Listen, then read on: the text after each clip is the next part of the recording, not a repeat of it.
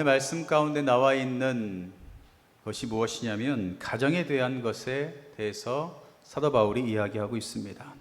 하나님께서 이 땅 가운데 우리를 보내주시면서 우리에게 말씀하시고 명령하신 것이 있어요. 그것이 뭐냐면 가정을 꾸리고 그 가정을 통하여서 천국의 삶을 누려라 라는 것이었습니다.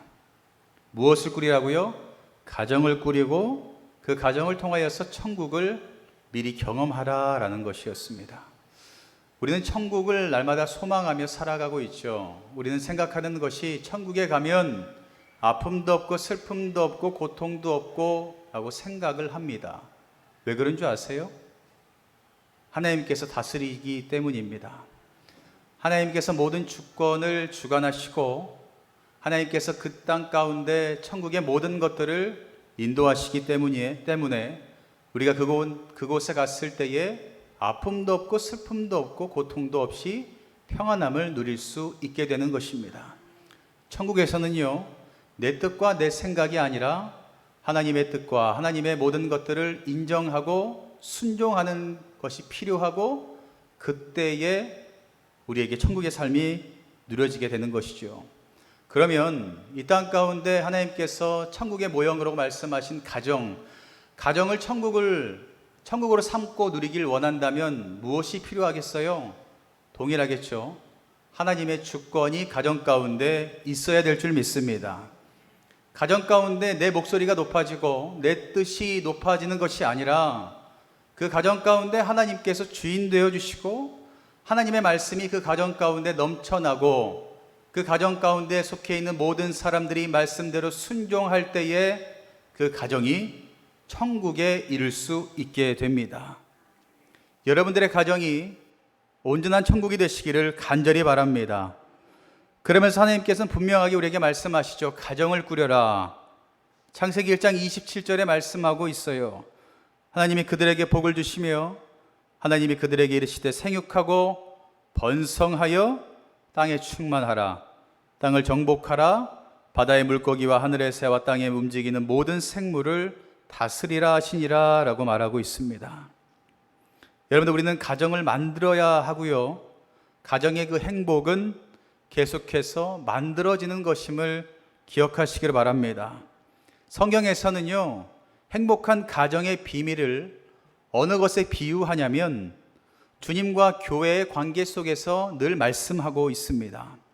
사도 바울도 분명히 우리에게 가정을 꾸리고 그 가정 가운데 행복을 누리면서 살아야 된다라고 말씀하고 있습니다.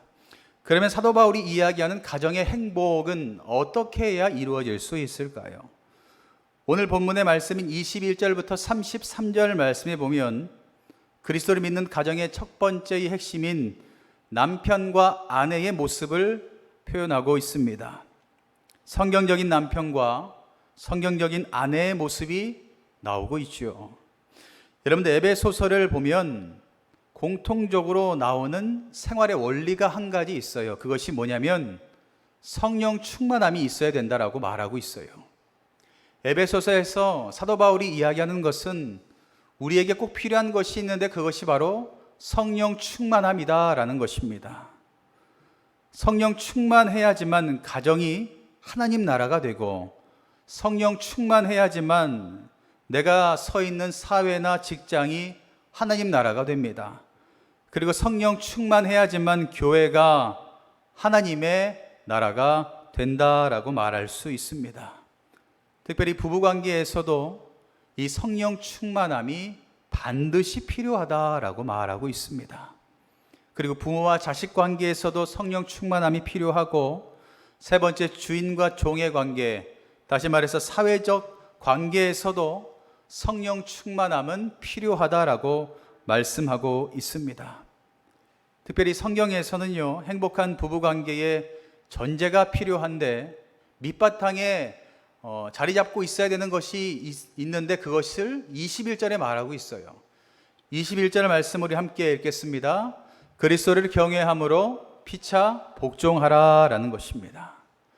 부부관계에서 가장 중심적으로 붙잡아야 될 것은 다른 것이 아니라 그리스도를 경외함으로 피차 복종하라 라는 단어입니다. 그럼 서로 복종하는 근거와 방법은 어떻게 하면 될까요? 그리스도를 경외하는 것처럼 복종해야 된다라고 말하고 있어요. 우리가 그리스도를 경외하잖아요. 두려워하고 말씀을 따르기 위해서 애쓰는 것처럼 부부관계에서도 서로를 위해서 힘쓰고 애씀이 있어야 된다라고 말하고 있습니다. 남편과 아내 모두가 그리스도를 경외하는 모습이 서로에 대한 복종으로 드러나야 된다라는 것이지요. 우리는 예배를 드리고 하나님을 경외한다라고 말합니다. 그러나 집에 가면 어때요? 언제 그랬냐는 듯이 싸울 때 많이 있죠. 그리고 언제 그랬냐는 듯이 하나님을 경외하는 것도 사라지게 되고 심지어 믿는 사람인가라는 의심이 들 정도로 살아가는 사람들 많이 있습니다. 제가 예전에 교회 서울에 있을 때 사역할 때 우리 청년들에게 물어본 적이 있어요. 왜 교회를 안 나오냐? 예배 드려야지. 그랬더니 부모님 때문에 안 나온다고 이야기하는 사람이 반이 넘더라고요. 왜 부모님 때문에 안 나오니? 그랬더니 권사님이신데 교회와 집이 너무 다르다고. 그렇게 이중적인 모습을 가지고 있는 신앙생활, 믿음 생활 하고 싶지 않다고 떠나는 청년들이 너무나 많이 있더라고요. 여기서 말하는 복종이라는 것은요, 행함을 동반하는 것입니다. 말하는 것만 아니라 말했다면 행동이 함께 있어야 된다라는 것입니다. 그렇다고 무조건 상대방에게만 복종을 요구하는 것이 아니라 먼저 스스로 복종하는 모습을 보여야 된다라고 이야기할 수 있죠. 내가 먼저 복종하는 모습을 보여야 됩니다. 예수님께서도 그렇게 하지 않으셨습니까? 예수님께서 제자들에게 먼저 몸소 다 보여주셨습니다. 심지어 복종하는 모습까지도 보여주셨어요. 무릎 꿇고 더러운 발을 씻기고 섬기고 십자가의 길까지 걸어가셨습니다. 우리도 행복한 가정을 꾸리기를 원하신다면 내가 먼저 여호와를 경외하는 것처럼 복종해야 될 줄 믿습니다. 말로만 하는 것이 아니라 행동으로 옮기셔야 됩니다.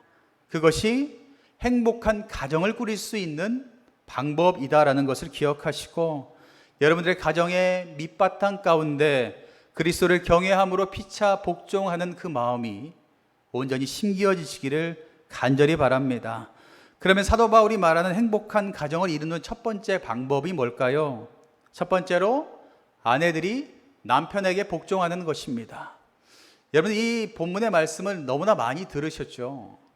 들어서 귀에 못이 박힐 정도로 이걸 또 해야 되나 라고 생각이 들지만 여러분들, 가정이 회복되어야지만 교회가 회복됩니다. 당연하기 때문에 여러분들의 그 가정이 온전히 회복되기 위해서 필요한 것을 함께 나누려고 하는 겁니다. 첫 번째, 아내들이 남편에게 복종하는 것인데요, 22절에 말하고 있죠. 아내들이여 자기 남편에게 복종하기를 주께 하듯 하라라고 말합니다. 주님께는 헌신을 다하는데 집에 가면 그렇지 않은 분들 너무나 많이 있습니다. 또한 23절에 말하죠. 이는 남편이 아내의 머리됨이 그리스도께서 교회의 머리됨과 같음이니 그가 바로 몸의 구주시니라. 24절에 그러므로 교회가 그리스도에게 하듯 아내들도 범사에 자기 남편에게 복종할지어다 라고 말하고 있습니다. 여기에서 아내들이 남편에게 복종하라라고 말씀하시면서 기준을 제시하는데요, 그 기준이 교회가 주께 복종하듯이 라고 말씀하고 있습니다. 그만큼 해야 진정한 복종이라고 이야기할 수 있습니다. 그러면 많은 사람들이 이런 질문을 해요. 왜 아내가 먼저 복종하라고 하냐? 왜 아내에게만 이것을 강요하냐라고 말하는 분들도 있어요. 성경에서 말하고 있어요. 23절에 이는 남편이 아내의 머리됨이 그리스도께서 교회의 머리됨과 같음이니 그가 바로 몸의 구주시니라 라고 말하고 있습니다. 주께서 교회의 머리가 된것 같이요, 가정 가운데 남편은 아내의 머리가 되기 때문입니다. 이 말은요, 위계 질서를 이야기하는 것이 아니에요. 남편이 높고 아내가 낮다, 이것을 이야기하는 것이 아니라 아내들에게 무조건적으로 복종해야 한다는 것이 아니라 남편들의 필요가 있다면 아내의 복종이 있어야 된다라는 것입니다. 교회 가운데 동일하겠죠. 하나님께서 주인 되어 주시고 예수 그리스도께서 주인 되어 주시면서 우리가 주님께 복종하는 것처럼, 교회를 위해서 우리가 복종하는 것처럼, 교회의 부흥을 위해서 우리가 복종하는 것처럼, 가정에서도 남편들의 필요가 있다면 가정의 평화를 위해서, 가정의 회복을 위해서 아내들도 그 말 가운데 함께 동참해야 된다라는 것입니다. 그리고 남편들에게도 무엇을 이야기해요? 아내를 조건 없이 사랑하라고 말씀하고 있습니다. 왜냐하면 아내들에게 필요한 것은 바로 이것이기 때문입니다. 사랑받는 존재, 그것이 바로 아내다라는 것입니다. 두 번째, 행복한 가정을 이루기 위해서 두 번째 필요한 것은요, 주께서 교회를 사랑하셔서 목숨을 주신 것처럼 남편들도 아내를 사랑해야 한다라는 것입니다. 25절에 말하고 있어요. 남편들아, 아내 사랑하기를 그리스도께서 교회를 사랑하시고 그 교회를 위하여 자신을 주심같이 하라라고 말씀하고 있습니다. 여기에서도요, 조건은 없습니다. 이 말은요, 아내들의 필요가 사랑이라는 것입니다. 아내들은 사랑을 받아야 살아갈 수 있는 존재다라고 말하고 있죠. 피차 사랑과 복종을 통해서 그리스도를 경외함을 드러내야 된다라는 것입니다. 이것이 바로 행복한 가정을 만드는 비결입니다. 남편들을 위해서 아내분들이 복종하고 섬기고 힘을 주고 그 힘을 받아 남편들은 아내들을 사랑하는 것, 이것이 우리 주님께서 말씀하시는 행복한 가정을 만드는 비결이라는 것을 믿으시기를 바랍니다. 여기에서 보면 우리 예전에 어른들이 이야기하잖아요. 믿음의 사람과 결혼해야 돼, 믿는 사람과 결혼해야 돼라고 많이들 이야기하시잖아요. 왜냐하면 이유가 있어요. 25절에 보면 주님은 사랑하셔서 생명을 주셨다라고 말하고 있어요. 이것이 바로 남편이 부인을 사랑하는 방법인데요, 주님께서 우리를 사랑하여 주셔서 예수님을 보내주시고 우리에게 새 생명을 주셨던 것처럼 남편도 부인을 이렇게 사랑해야 되는데, 교회에 다니지 않는 불신 남편은 모릅니다. 하나님이 어떻게 사랑하셨는지를 몰라요. 그리고 그리스도께서 교회를 어떻게 사랑하셨는지도 모르기에 믿는 남편과 결혼하라고 말씀하는 겁니다.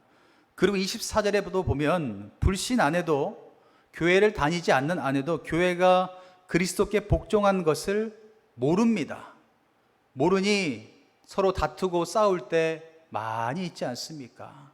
내가 왜 해야 돼? 내가 왜 해야 돼? 하면서 큰 소리 칠 때가 있기 마련이죠. 그래서 예전부터 믿는 사람과 결혼해야 돼 라고 말하는 것입니다. 그런데 요즘은 어때요? 무늬만 그리스도인들이 너무나 많아서 교회 다니는 사람이건 교회 다니지 않는 사람이건 별반 다르지 않다라고 많은 사람들이 이야기해요. 그래서 결혼할 때 이것을 보라고 하더라고요. 과연 이 사람이 진실한가? 진실함이 있는가? 이것을 보라라고 하더라고요. 그 진실함을 가지고 믿음이 들어가면 그 사람은 온전히 주님 앞에 나아가 하나님께서 허락하신 사랑을 알 수 있기 때문이다라고 말할 수도 있습니다. 그래서 여러분들 결혼할 때에 믿는 사람하고 너무나 사는 것도 좋지만 그 사람이 믿지 않는다면 진실한가를 꼭 보세요. 거짓이 없이 진실한 사람인가? 왜냐하면 하나님은 거짓이 아니라 진실한 분이시거든요. 동일하게 진실함이 있다면 그 사람 가운데 복음이 온전히 잘 심기어져서 하나님께서 원하시는 그 자리 가운데 설 수 있기에 우리는 그 진실함을 봐야 됩니다. 그리고 마지막 33절에 말하고 있어요. 그러나 너희도 각각 자기의 아내 사랑하기를 자신같이 하고 아내도 자기 남편을 존경하라라고 말하고 있습니다.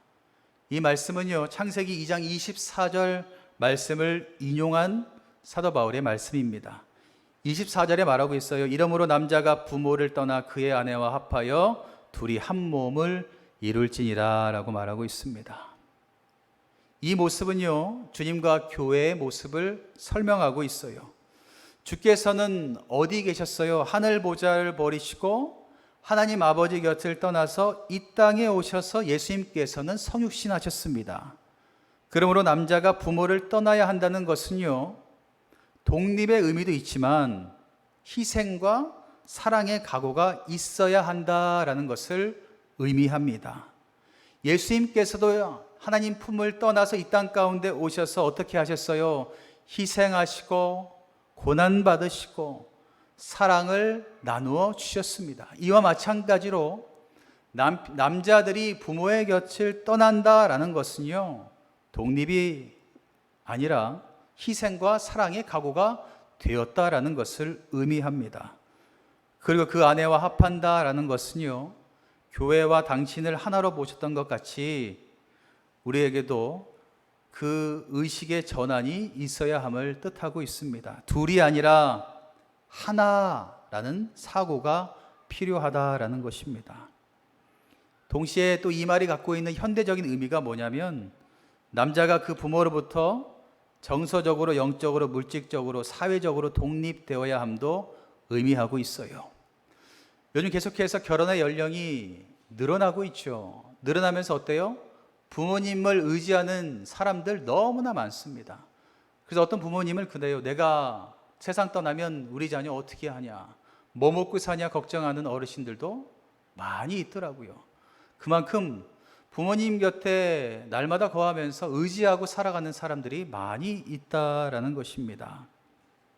우리에게 필요한 것은요, 다른 것이 아니라 그 부모 곁을 떠나서 하나를 이루며 하나님께서 주신 천국의 가정을 만들어 가야 될 의무가 있다는 것을 기억하시기를 바랍니다. 또한 그 결혼은요, 때가 되어서 하는 것이 아니라 내가 부모님 곁을 떠나 아픔과 결단을 할 수 있을 성숙함이 있을 때에 하는 것입니다. 철없을 때 하는 게 아니라, 그냥 좋아서 하는 게 아니라, 내가 기도하면서 자신에게 정말 결혼해도 될 만큼의 성숙함이 있을 때, 그때 하는 것이 결혼이다라는 것입니다.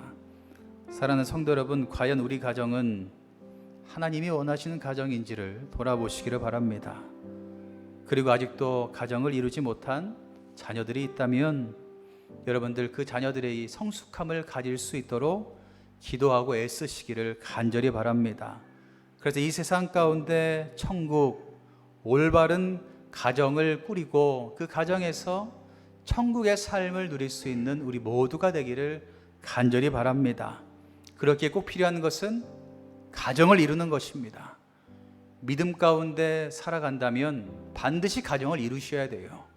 그게 성경에서 말씀하는 겁니다. 여러분들 그 가정을 잘 꾸려서 이 땅에서 천국 누리고 주님 부르실 때에 천국에서 영원한 생명을 누릴 수 있는 우리 모두가 되기를 주님의 이름으로 간절히 축원합니다.